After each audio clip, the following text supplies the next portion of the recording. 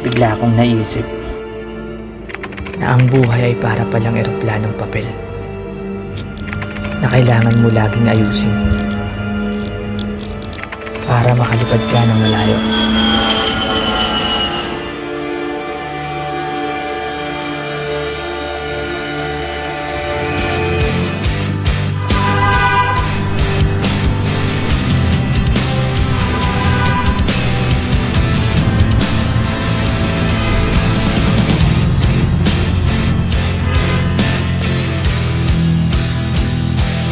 Wala naman talagang madali sa buhay.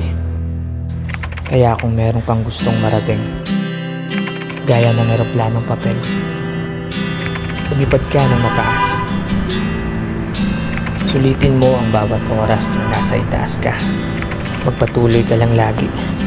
Kahit sa tingin mo pagod na pagod ka na, tumingin ka lang lagi sa itaas at lumipad ng mataas hanggang sa maabot mo ang mga pangarap mo.